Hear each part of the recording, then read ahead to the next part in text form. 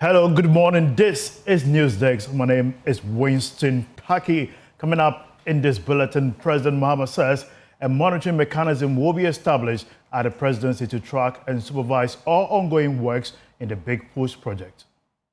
We are setting up a Big Push Secretariat, which will be under the auspices of the Office of the President, and we're going to keep monitoring the progress of all the projects.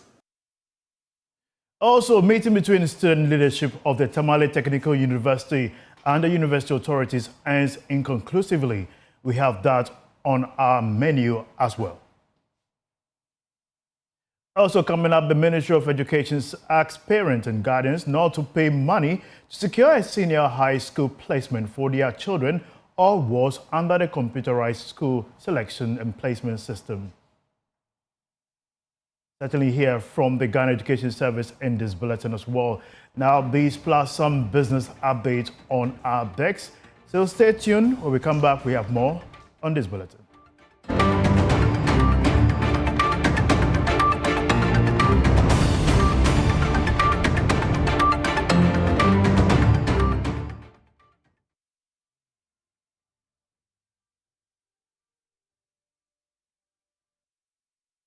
Now to our first story. President Mahama says to ensure effective oversight of the Big Push project, a monitoring mechanism will be established at the presidency to track and supervise all ongoing works. He made this known after breaking the ground in the Greater Accra and Volta regions to mark the commencement of construction under the initiative. Some residents who spoke to Joy News expressed joy, noting that the road project will bring them much-needed relief. Presidential Affairs correspondent Maxwell Agbagba has more in this report.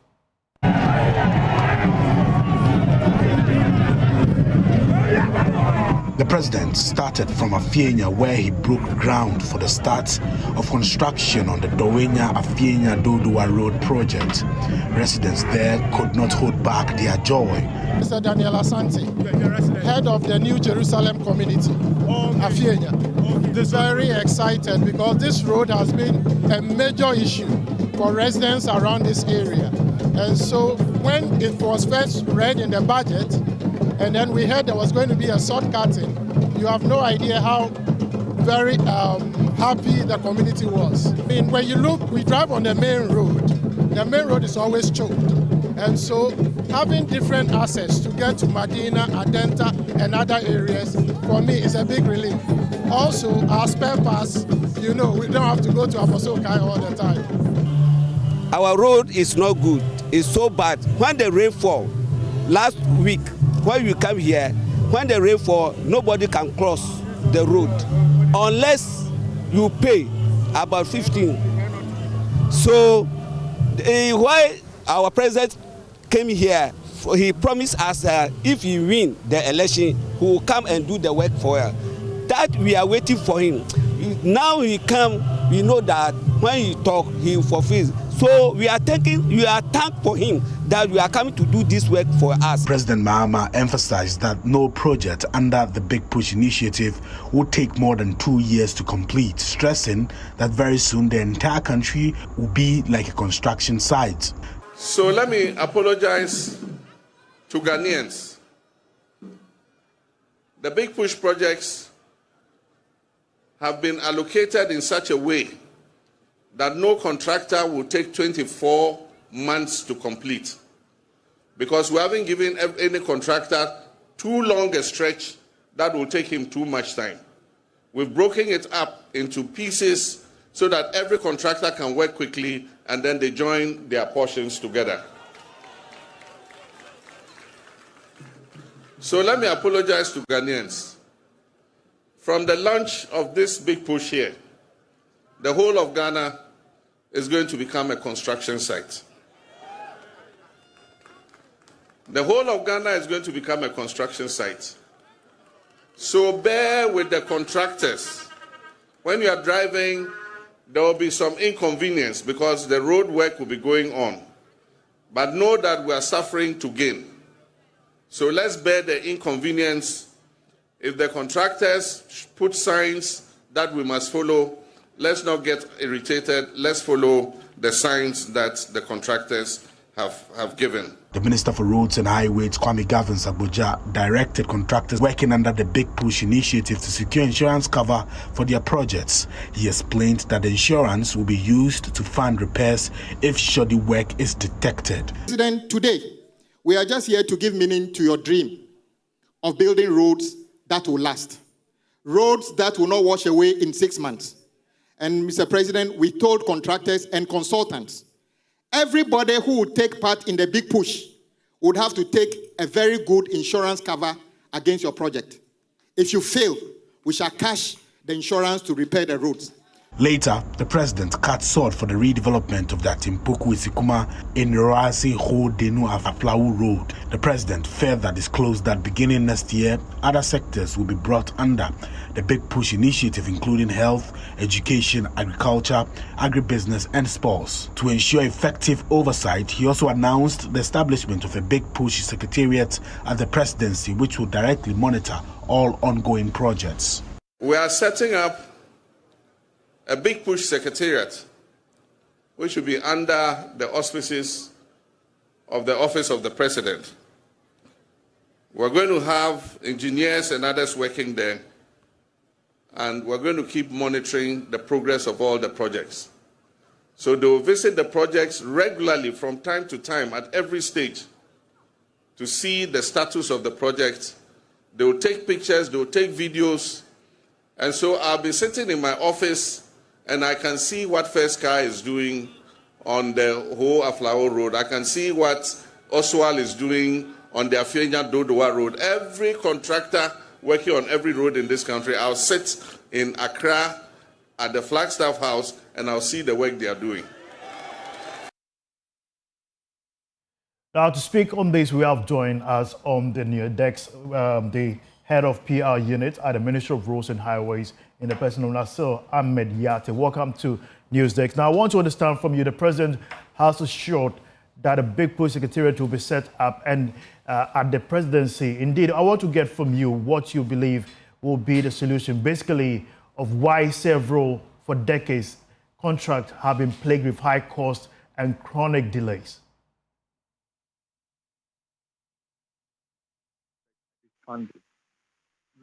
We have contractors who have the capacity, technical know-how, and ability to deliver projects. Over the years, government gives projects and they are unable to pay contractors. So as we speak, the road sector has several debts that we owe contractors. And you agree with me, if someone works, and I'll just use one case as an example. The Ofankor in Samom Road contractor has worked to the tune of over $70 million, and over a year he's not been paid. Naturally, the contractor will not be able to sustain the work. The good news here is that with the Big Push project, there's a dedicated funding for it. So we are sure that it will not suffer that same fate. According to the narrative by the president and the road minister, it tells us that indeed there's going to be a monitoring system from the presidency. How are we sure that most of these projects will not be doctored to appear more of an international standard, but deep down we get to understand that these projects are below and have poor workmanship at the end of the day? Well, let's not forget that the president has labeled the Big Push initiative as his legacy project.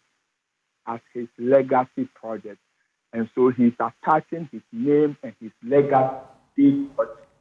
And so we are sure to ensure that the right done is have value is the work executed to quality standard education so that the end of value for the good people of Ghana. That is the only way that the president can say that it can go and be proud this time. So that is some assurance ever done sure that this Kindly position well now so that we can hear you loud. Hello? Yes, it's better now. It's better now? Yes.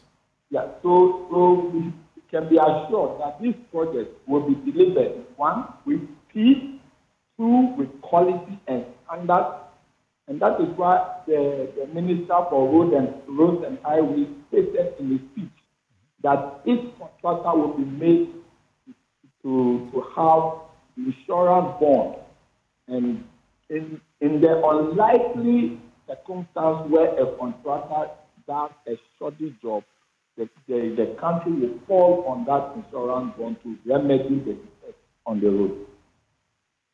Do you believe most of these projects, like they made mention that within 24 months, this project are supposed to be completed?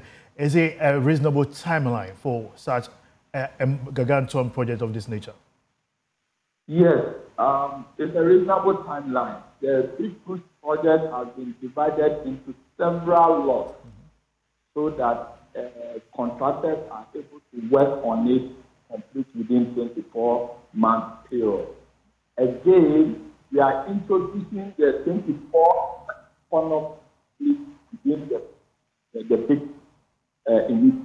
So contractors are being told or are expected to work on this. So it's combined. Okay, we are 24 months to be able to complete this project. How necessary is this project for the national development? These projects are projects that will link the country, first inter-regional linkages to linking the country to its economic sectors, especially agriculture, health. And these are very important sectors that we need to link the country to. When we take the regional linkages, you can see that we travel on our main transport. When you are talking about the Eastern Corridor Road up to Yendi, Tamale, we have very vast sections of the road. As I speak to you, it's very difficult to connect from the upper east region to the upper west region. If you talk about coming from Wa towards Bole to Sonyani, that road is very bad. When you take the coastal belt from central region towards western region, it's now that we are working on the Kasua to Winneba Road. But from Winneba going, the road is very bad. So this is what the president is trying to do. Make sure that our major arterial roads or trans roads are well linked and we have free flow of traffic on this road. Apart from that, the areas of the country where we have agricultural products coming from, we want to make sure that those roads are well connected and are in good shape. Thank you, Nasser Ahmed Yapei, for speaking with us, the head of PR unit at the Ministry of Roads and Highways, on the big push that was launched yesterday by the president. And as you can see, it's been about 10.3 billion Ghana cedis that is going to be pumped. And the case has to do with ensuring that the roads and key structures are connected. And we'll certainly be following up here on Joy News for more updates on this development. Now, moving away from that, we are joined by Martina Bugri, who is going to give us update on yesterday what happened on the Tamale campus. That is the Tamale Technical University. And and now the meeting between the student leadership of Tamale Technical University and the university authorities ended inconclusively. This is after the student refused to accept the verbal proposals offered by the authorities, insisting on written responses to their petition. The student had earlier submitted a written petition to the school authorities detailing their grievances and demands. Let's get more from Martina, who joins us live from Tamale. So Martina, what can you report? What is the situation this morning? This morning, all is well. Classes have begun. The students are in class. But the leadership say that they are not going to relent on their efforts to have their issues addressed. Even though they say the meeting was inconclusive, they did not come to some agreement.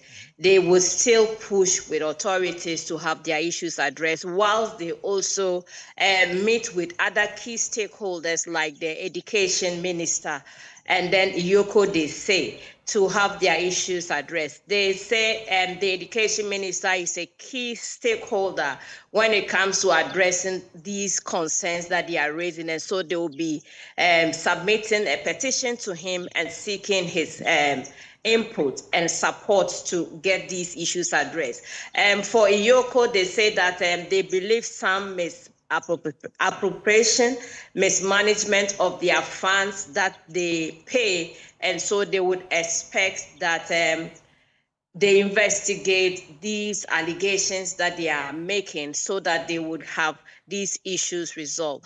But as we speak now, campus is calm, is back to normalcy, and work is going on. What is the current state of the students who were yesterday hit by substrate bullet as reported and received medical treatment afterwards? They are all doing well, we are told. I spoke with a PRO earlier today, and he said that they are all fine. Not those who were told that they were not stable are stable now, and likely they are discharged. All right, thank you, Martina. Let's bring into this conversation Abdul Ganiu, who is the grassroots president with the Tamale Technical University. Now, Ganiu, the students, you have rejected a verbal response, let's say, agreement from the university. What do you expect next?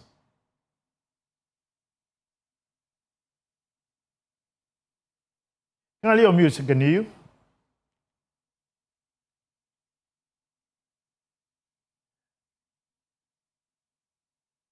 Can you unmute?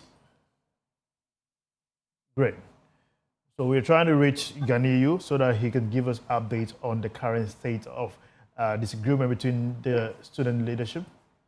All right, Ganiyu, I want to get from you, now that you've rejected a promise from the school authorities concerning the next step, does this not risk stalling the progress of negotiation between you and the leadership? Okay. So I think on the petition we raised, there were some key issues we highlighted on. So we expected management of the university to write in responding to our petition. And before I joined in this program, I just received a resolution letter from the management of the university, which I was just about to have a look at to see the number of items that they have written and the action plans that they have earmarked against those particular action plans. So I haven't sent that. I wanted to go through the letter so I can call in the SRC executives together with my executive. We'll see to discuss the resolution. If it meets our demands, then I don't think there should be need for any further action. Can you give us a bit? Can you give us a bit excerpt of the letter that you're holding? Let me give it to you. All right then. The transfer some. All right. So I think this is how it is captioned. Resolution of management on students' welfare. So can I read the letter? Yeah, give us excerpt of it. Okay, the excess from, they said, in our commitment to fostering a conducive academic environment and addressing legitimate student welfare issues, management have approved the following immediate interventions. So they are transferring an amount of 400,000 Ghana cedi to the SRC to continue their activities, even though it wasn't one of the major reasons why we staged the protest. Also, tuition fee. Management has suspended the proposed fee increment for continuous students for the 2025-2026 academic year. This will be reviewed following a comprehensive stakeholder engagement to ensure any further adjustment as transparent and justified. Also, water supply enhancement. So the university is looking for a short-term solution or intervention to curb the water crisis that we raised in the petition, and that is to immediately improve water supply at the student hostels. So we wanted to, so far what I've read, we have also written about capital projects of the university. But it seems management still needs more time from their resolution letter. They still need a lot of time to look on that. Maybe and they have given a date, maybe by 31st of October, they should be coming out with an information. However, on that particular resolution, we haven't seen any sanitation mechanism that to address the open sanitation and the open defecation we currently have at the university. There isn't anything captured there. And our lecture halls, they are at a deplorable state. So we expected management of the university to highlight to us how they are going to swiftly renovate all the lecture halls we have at the moment, ensuring that... Daniel, hold on for now. I'll get back to you. Let me get Mubarak Usman, who speaks for the Tamale Technical University. Mubarak, you've released this statement. Ganiyu says they are not quite satisfied with the response and are more expectant for further deliberation going forward. As of now, does the university have plans to expanding or ensuring this refurbishment are done subsequently?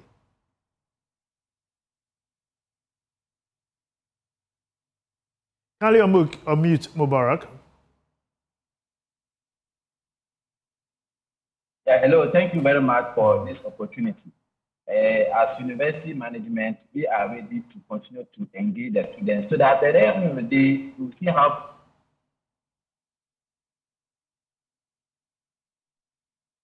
best we can immediately address their concerns. Yeah, hello. Can you position yourself well? Yes, you can go ahead. Yes, that then we can immediately see how we can address their concerns. We have come up with issues that we think. Mubarak, can you position yourself well so that we can have you clear on the line? All right, we are trying to reach Mubarak, who is speaking on behalf now of the university. We will get back to him, but we still have Ganiyu on the line. Ganiyu, you said you are still not satisfied. So what is the next step from the student leadership?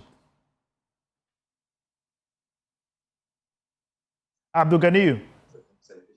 Hello? Yes. Yes, please. Yes, I'm asking, what is the next step from the student leadership concerning this whole situation?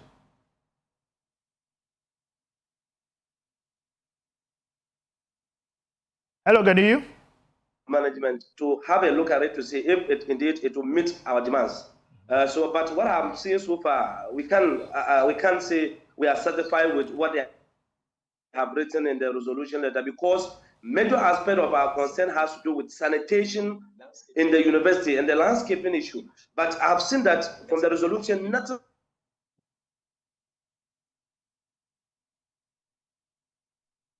And sanitation process, as far as our learning, our concern in the environment. So nothing touches that aspect of our petition. So I don't know whether management is yet to say something on that or not. So we, from the student leadership, we will have to hold a meeting to also write back to management of the university, indicating our stance that at least if there could be an adjustment of their resolution, then so be that. All right, thank you. Yeah, yes, Ganiyu, thank you, Ganiyu. I think we have Mubarak back on the line. Mubarak, initially you were making a point, especially about how the university intends to approach the whole impasse. Yes, so I said some of the issues that they have raised, some of them can be handled without referring it to any other committee. Management have the capacity to take a decision on some of them. Some of them, management cannot take a decision, unilateral decision. And those that management can immediately take decisions, we have done that. The issue of sanitation, let me explain that. The issue of procuring what they call water reservoirs around the campus. The issue of sanitation is based on water availability of water. And as we are aware, Tamale itself, we have water issues. So the management have taken the immediate step to procure a polytank, to position them at strategic locations, at least to mitigate those issues. So the issue of a school fees increment, and I've said this, I've repeatedly said that, look, there is no institution, and we don't operate as we don't isolate. At Tamale Technical University, we are not isolated. They are requesting us to up our game, to improve our services. And the university requires funds to do those things. Is there any university or any institution in this country that has not increased fees? They can negotiate it. They have the right to negotiate the increment. But all right, Mubarak, I want to hear from you. Has the university reached out? Something that we have even considered. We have admitted that for now we will suspend the increments until we engage with other stakeholders like them. That is the first step. As management, we have agreed to do. Providing water, releasing funds. Okay, Mubarak, I want to hear from you. Has the university reached out to the Ghana Education Service on this development? Or have you heard from the education regulator? We are yet to hear from the ministry. Since it happened, we have been engaging them. The whole of yesterday, we were with them. Yesterday. All right. One key question I want to get from you was it so for them to up stuff? We are just taking.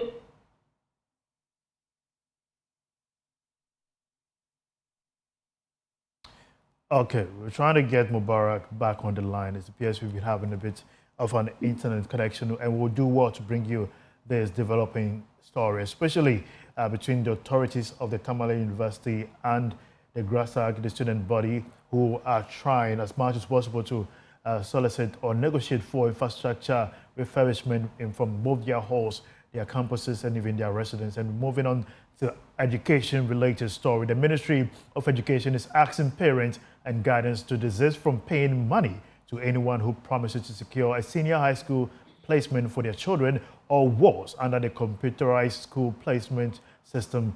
This warning comes ahead of the release of the list earlier today. Now we are joined online on Zoom by the head of PR at the Ghana Education Service, Daniel Fenyi, who is here to give us some insight. Friend Daniel, it's good to have you here on NewsX. I want to get from you for what is the current state and how different is this release of list compared to previous ones?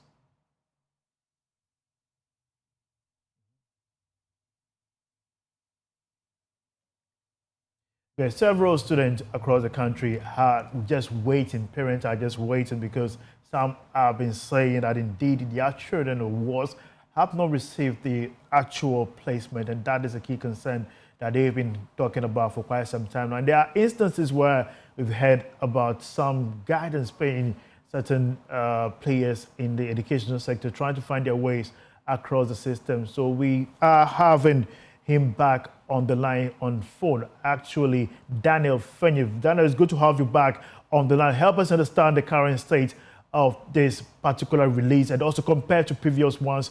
How successful is this time around? All right, so let me thank you very much for the opportunity. But we rightly stated just about the whole process. The release is officially supposed to come out today on 7 Wednesday. And so it hasn't come out yet. Even plans that we have it out today. So I think that today our 600,000 BJ graduates who have been in the house for time anticipate inch to know when exactly their schools will come out and which schools they will even be placed. Should that they will get no schools they are in. So that is number one. And then number two, everyone who will be placed, every single one would be placed one who they themselves select. Our system will not place anybody outside the school they selected. That is much. And so, in the past, we have had reports of holding schools they select or complaining about this and all that. For this, they made our list select this from first choice to seventh, but in fact, it was initially 5. And we thought that they should also have standby case able to get the 5, 32, coming handy to help. And so each of them said 7 schools. Out of 7, there were 7. And as this is always done based on the raw of the candidate, on the aggregate of the candidate, on the schools they themselves selected and transit available schools, and everything together. Each learner will place a school that they themselves have selected. So this is my second point. The third point is that in situations where the system does not automatically protect you, you know, in the past we have had situations where based on everything put together, all the factors put together, some students are not able to get automatic placement, and so they are asked to go and do their own self-placement. Self-placement is almost like at the university level, we call instant admission. So immediately you get onto the system, you see a catalog of schools, and then you choose one, and instantly you are placed in that school. This is the selection you make yourself. So for those who would even fall outside the automatic placement, we are trying as much as possible to place everybody from our end. But I know we are dealing with machines, we are dealing with technology, we are dealing with human activities, whether you like it or not. There will be a few margin of concerns and margin of issues, right? And so this is where the self-placement comes in to help or support with some of these challenges. Daniel, I want to hear from you. Talking about the margin of error, margin of mistake between the automatic and the self-placement, is this whole placement structure free? And if it is free, why do we still hear some cases of parents being exploited for senior high school placement? All right, so let me confirm to you that exercise for the day the child will report or the learner will report to the school campus, the senior high school campus that they are going to start senior high education. Every single thing is free, complete free, 100% free. So that, and this is coming from the standpoint of the Ghana service, standpoint of the ministry, standpoint of the government. The secondary in Ghana does not perform whatsoever to any child. Talk more of the placement. The placement totally. So that number, I tell you my observation. So yes, just as you hear some instances of fee payments, some people are paying some money back doors, some people are exploiting some parents and all these issues. Frankly, we also hear them. We hear some of them. And these are our observations. Our observation is that there are some people, parents, who want certain schools for their children at any cost. So that position makes them vulnerable because they are ready, they want a particular school. Without that school, their child will not proceed. You know, that level of desperation, then it exposes them to some vulnerability. And when they are not lucky and they fall in the hands of fraudsters, they fall in the hands of people who abuse and take advantage of vulnerability, this is where the issue of somebody has paid money, somebody is behind closed doors, somebody is charging, and we hear all manner of issues. So that is the first one, that the vulnerability of the parents themselves and sometimes the desperation of the parents themselves. But no, it is not only the parents. Sometimes we also have some people who linger around the placement and sometimes resolution centers, sometimes even trusted people in the communities. Say people that the communities respect them, people, elderly ones. Daniel, they take advantage of that. I get your point. And finally, I want to understand from you as well. If that is the case, have there been any arrest of individuals who have actually manipulated some parents to that effect and taking money from them? Or how has the ministry handled it? Briefly. Okay, so let me underscore that for this year the placement is not out yet, so we don't even have a record of such situation at the moment. And then number two, to rise for day, you can be assured that we have monitored all the issues, of course, together with the media and all interest parties. We are going to monitor this way, that no party at this or no party at the vote. So either the learner or the appeal. Okay, thank you, Daniel. Daniel Fenyi is the head of PR unit with the Ghana Education Service, giving us updates on the release of the list that has to do with school placement of students.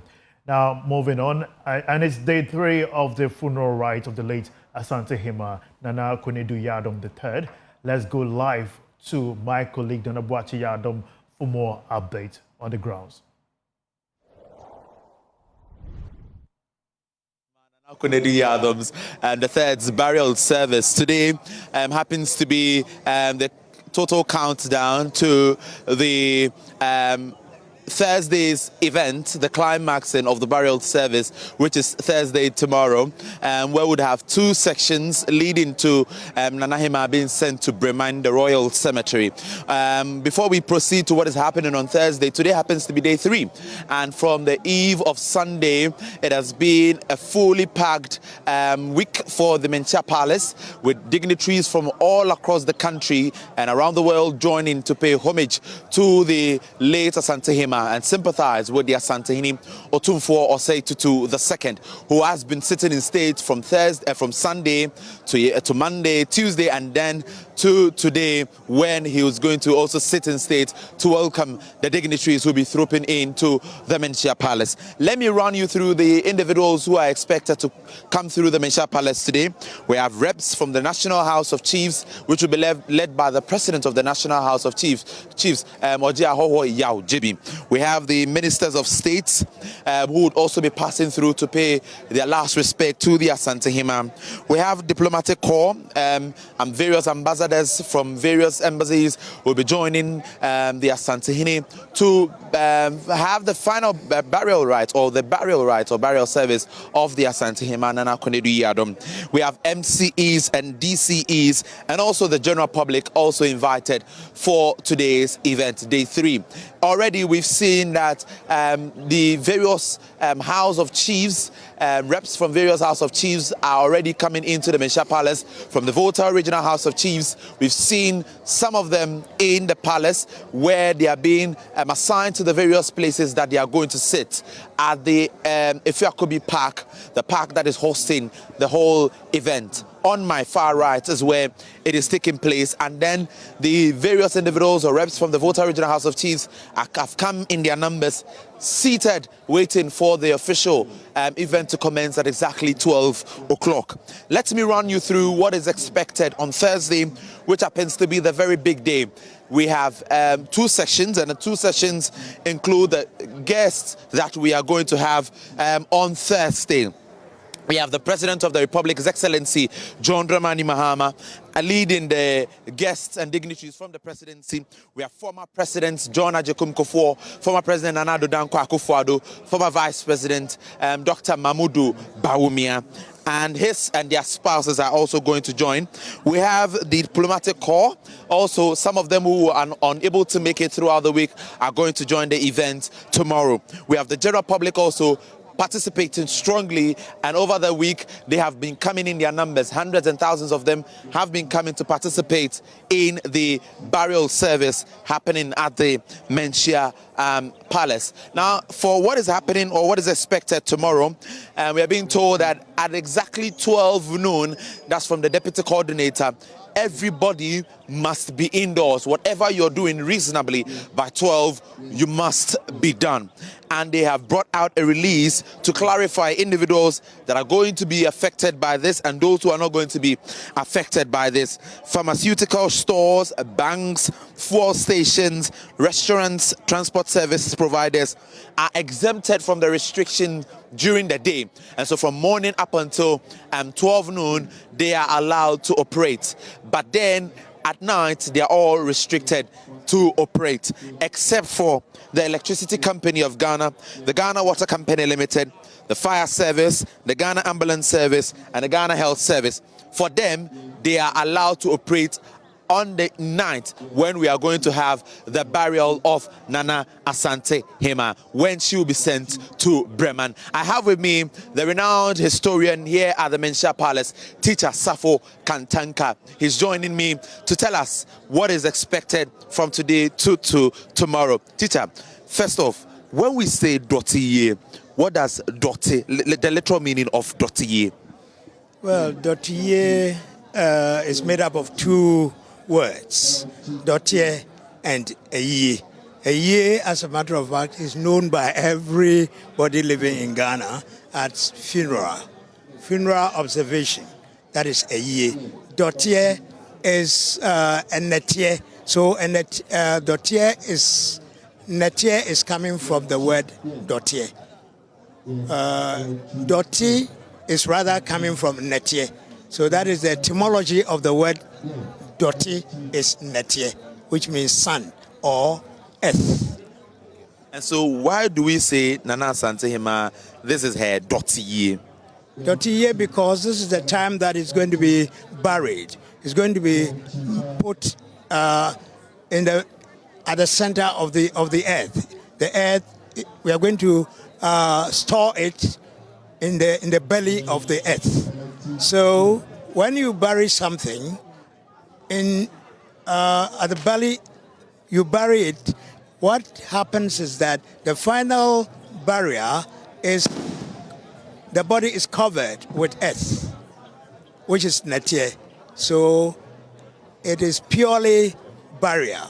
Burial is done when earth covers the casket. So teacher, let's look at the various houses of chiefs that are coming in from various regions today joining the Asantini. We've seen your colleagues and brothers from the Volta region who are already here.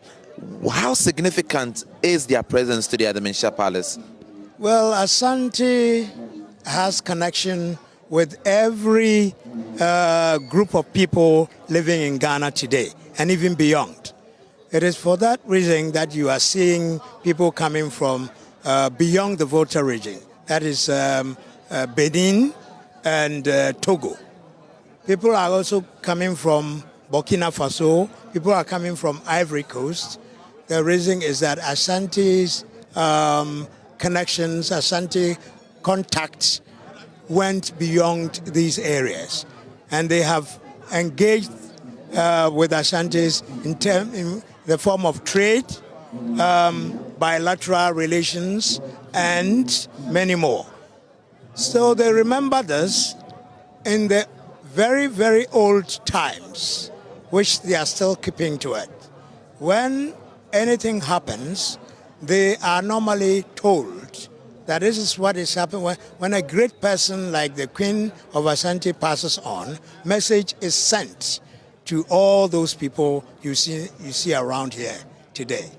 So teacher, let's look at what is happening, what is expected tomorrow, which happens to be the very big day when Nana Hima's body will be sent to Bremen. Now, the total shutdown in the Ashanti region, as people put it, is what we are all anticipating. How do you expect people to cope with the restriction of movement tomorrow?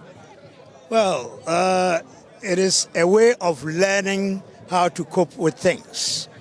Sometimes a state or a town will be told to go to sleep for more than a month, curfew. You don't need to ask how to cope with it. You must learn to cope with it. And so tomorrow we are expecting everybody to cope with the restriction of movement? Yes. The movement is within the central part of Kumasi. And so if you live somewhere in Adakojachi or some very far off places, of course, it will not affect you much. It will affect you, but not very much, as somebody who lives around the center. And what is going to happen on the streets of Kumasi tomorrow? How is the procession of the Nana Hima's body going to be like for nobody to even have an eyes on? No, people would have eyes on because it's going to be carried from Menchia to Bantima Bem. People can follow it to that point. It is after 9 o'clock in the night that everybody is expected to sleep.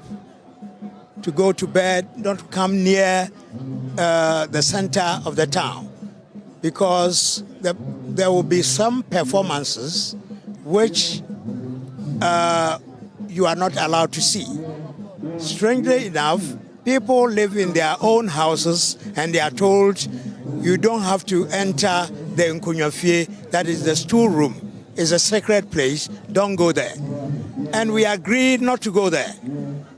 But when it comes to the bigger part of the game, or the bigger part of the same thing, you are in your house, they say Nkunyademo or the stool house, nobody should enter, and you don't enter for years. You agree not to enter. So why would you enter an area which has been corded? The area has been corded. Nobody should go beyond this area. Just accept it for that day, and that's all. And so tomorrow we are expecting total compliance. Yes, that is all that we are expecting. Thank you very much. And that is teacher Safo Kantanka. He's a historian here at the Menchia Palace, telling us that, well, tomorrow it is after 9 when the rituals are being performed that we have everybody fall asleep, be inside the room, don't go anywhere.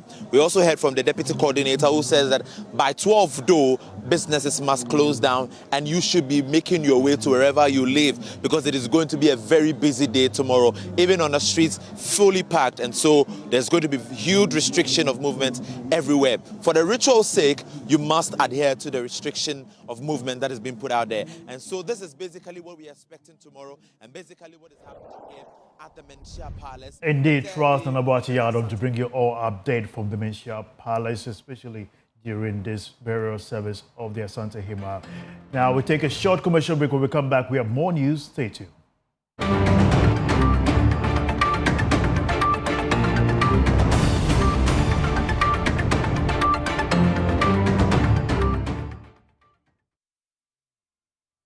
So that's all time will permit us here on Newsdesk. My name is Winston Taki. We have more news for you at 12. Have a good business day. Bye-bye.